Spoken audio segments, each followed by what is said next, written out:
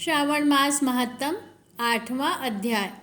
जय श्री कृष्णा भाइयों और बहनों, आज के वीडियो में मैं आपको 8वें अध्याय की कथा सुनाऊंगी, जिसमें बुध तथा बृहस्पतिवार व्रत की कथा और विधि भगवान शंकर सनत कुमार जी को सुना रहे हैं।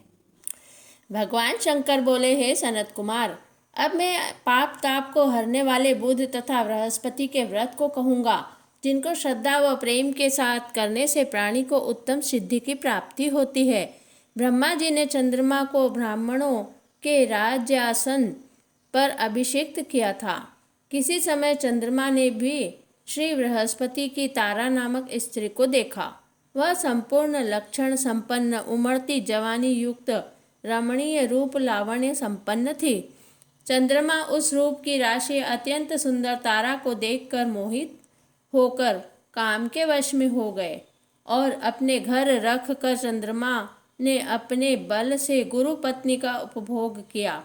बहुत काल बीत जाने पर उसके यहाँ एक पुत्र हुआ, जिसका नाम उसने बुध रखा और जो विद्वान, रूपवान तथा सर्व लक्षणों से युक्त था। बृहस्पति अपनी पत्नी की खोज करते हुए चंद्रमा के यहाँ पहुँचे और उनसे कहा, मेरी पत्नी मुझे वापस लौटा दो। तुमने गुरु पत्नी के साथ कैसे गमन किया है? इस पाप को भला तुम्हारा किस प्रकार छुटकारा होगा? इस महापाप की और तुम्हारी बुद्धि किस प्रकार भ्रष्ट हो गई है? अब तुम चुपचाप मेरी स्त्री को मुझे वापस लौटा दो और स्वयं प्रायश्चित करके पाप से रहित हो जाओ। यदि तुम इसे वापस नहीं लौटाओगे तो मैं इंद्र सभा में जाकर तुम्हारे इस पाप को कह दूंगा। बृहस्पति के इस प्रकार कहने पर भी चंद्रमा ने तारा को नहीं लौटाया। तब बृहस्पति देव सभा में गए और वहां जाकर विनय की कि मेरी पत्नी का चंद्रमा ने अपहरण कर लिया है और वह मांगने पर भी पत्नी को नहीं लौटा रहा है।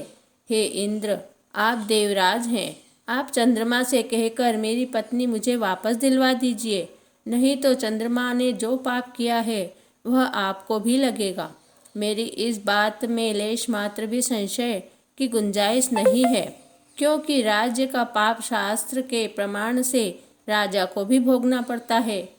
दुर्बल का बल राजा है, ऐसा पुराणों में कहा गया है। इंद्र ने चंद्रमा को बुलवाया और उससे कहा कि हे चंद्र, गुरु बृहस्पति की पत्नी वापस लौटा दो। किसी दूसरे की पत्नी के साथ गमन करने को पाप कहते हैं, लेकिन गुरु की पत्नी के साथ गमन करना तो महापाप है। हे चंद्र, तुम गुरु की पत्नी बिना विचारे ही वापस लौटा दो। देवराज इंद्र के वचन सुनकर चंद्रमा ने कहा, आपके आदेशानुसार मैं इनकी पत्नी तो इनको वापस लौटा देता हूँ, मगर मैं अपना पुत्र इनको बिल्कुल नहीं दूंगा, क्योंकि यह पुत्र मेरा है। चंद्रमा की इस बात से देवताओं को संशय पैदा हो गया। यह पुत्र किसका है, यह तो तारा ही ठीक ठीक बतला सकती है। उन्होंने बृहस्पति की पत्नी तारा को बुलाकर पूछा, हे कल्याणी, तुम सच सच कहो कि यह पुत्र किसका है, झूठ बिल्कुल नहीं बोलना। लज्जा से संपन्न तारा ने कहा, यह बालक चंद्रमा का और तथा बृहस्पति का क्षेत्रज पुत्र है। अब आपको जिसको उचित समझे दे दीजिए। तारा की बात सुनकर देवताओं ने बालक बुध चंद्रमा को दे दिया। गुरु को दुखी देखकर देवताओं ने दोनों को वर दिया।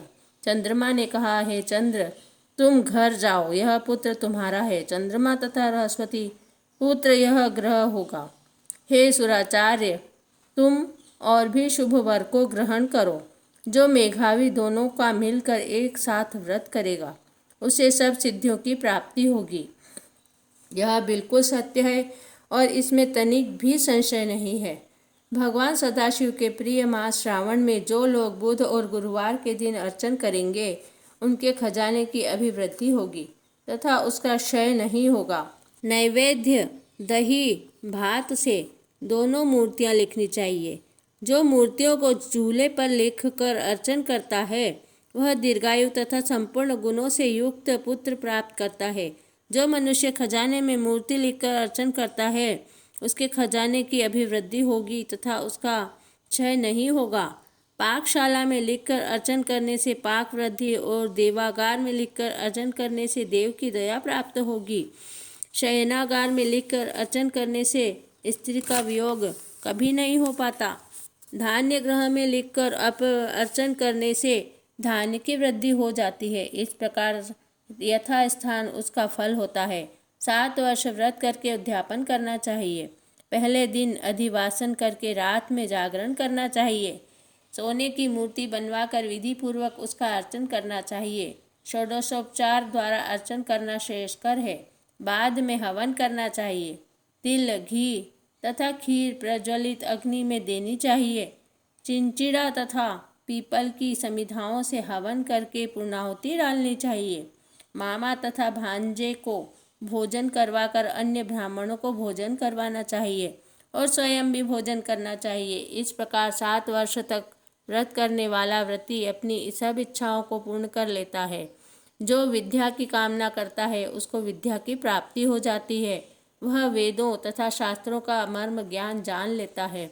उसे बुद्ध ज्ञान की एवं गुरुता प्रदान करते हैं।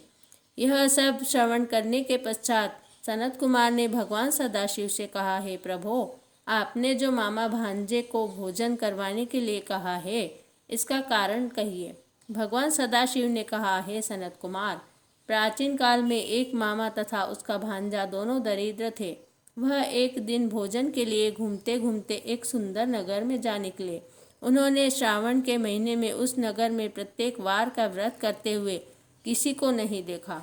उन मामा भांजे दोनों ने विचारा कि सभी स्थानों पर सूर्य तथा अन्य वारों का व्रत होते देखा, पर बुध और गुरु का व्रत होते नहीं देखा।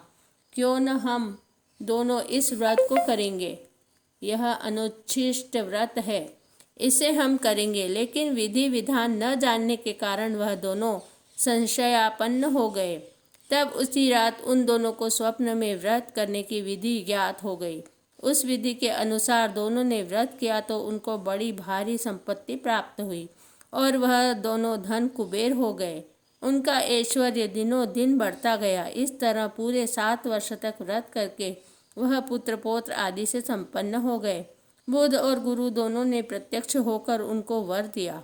आप दोनों ने हमारे व्रत का सुविचार किया है। आज से जो कोई भी इस व्रत को करेगा और मामा तथा भांजे को भोजन कराएगा, वह उत्तम सिद्धियों को प्राप्त करेगा और इस संसार से विदा होगा तो जब तक चंद्रमा और सूर्य रहेंगे तब तक हमारे लोक में रहेगा। इस तरह श्रावण मास महत्तम की 8वें दिन की कथा यहीं समाप्त होती है। श्री शिवाय नमस्तुभ्यं, श्री शिवाय नमस्तुभ्यं, श्री शिवाय नमस्तुभ्यं, श्री शिवाय नमस्तुभ्यं। ओम तत्पुरुषाय विद्महे महादेवाय धीमहि तन्नो रुद्रः प्रचोदयात्। प्रिय भाइयों और बहनों, आपको कैसा लगा हमारा वीडियो? अगर आपको यह कहानी पसंद आई है तो आप हमारे वीडियो को अधिक से अधिक शेयर करें और चैनल को सब्सक्राइब करें। धन्यवाद।